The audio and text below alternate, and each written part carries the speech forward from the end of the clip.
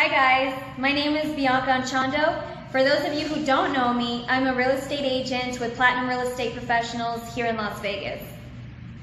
So I want to make a video just to go over some of the tips that I cover with my buyers at a buyer consultation. With the inventory shrinking and the prices rising, buyers are finding themselves in a very competitive field right now. Buyers are finding themselves in multiple offer situations on nearly every property that they have interest in.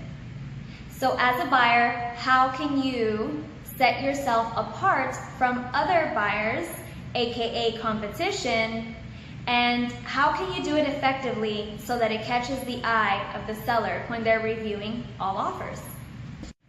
So let's go ahead and jump right into the couple of tips that I'm going to share with you guys today, okay? Number one, have a pre-approval letter in hand. And may I add, a recent pre-approval letter, not something from 6 months ago or even further than that. Sellers want to see when you're submitting an offer that you are ready, willing, and able. Having a pre-approval letter removes all doubt that you can qualify for this property and that you're not just still in the window shopping phase. Number two, put down a higher earnest money deposit if possible. If the listing is requesting a $2,000 earnest money deposit, which is the deposit that the buyer will take to the title company or do a wire transfer in order to take the property off of the market. If the listing is requesting a $2,000 EMD, perhaps consider putting $3,000 or $4,000 down.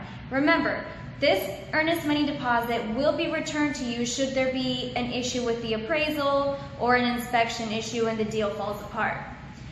At the end of the day, this is really just showing the seller that you are willing to put more down up front.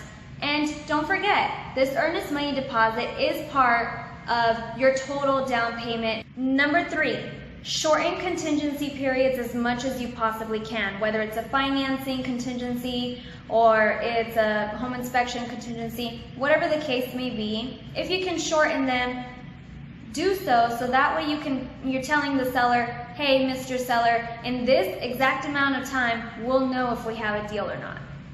Sellers don't want to see things that are being prolonged. So if you don't need 10 days to conduct 2 little inspections, then perhaps put in your offer a shorter due diligence period. If you know that you're solid on your financing, then perhaps even consider removing certain contingencies. That's not always advised, but if you know that you're solid in certain things, you can consider removing a contingency altogether. Number four, be flexible on your closing date. If you have any flexibility as the buyer as to when you can close and take possession of the property, let the seller know that you're flexible on wanting to close on whenever is suitable for them. Now, when you submit the offer, you do want to put a date, but you also want to just let the seller know that you're flexible on your closing date. Again, that removes just one more concern for the seller. Number five, when you submit your offer, you can write a personal note to the seller, basically telling the seller how much you love this property, why it would be suitable and functional for you. Sellers love to see this kind of stuff in many cases because it brings more humanism to the deal versus just coming in with a straight kind of black and white offer. You never know if you don't try, right? Last but definitely not least in my toolbox of tips that I have, the next one is write a good offer. I'm talking price-wise. It's very difficult to get an offer, a lowball offer, accepted in today's seller's market. It's very important that the real estate agent that you're working with sits down with you and goes over what the market looks like in that specific neighborhood and zip code for the property of interest. We really want to take a look at the numbers and see if there's any wiggle room to offer a little bit higher than list price without running into any appraisal issues. So, I would love to talk to you guys more one-on-one in regards to all of these tips to submitting stronger offers, or perhaps you just want to know, how can I get started on getting a pre-approval letter? Because remember, that's the first thing that you need. I would be happy to go over all of this and so much more with you.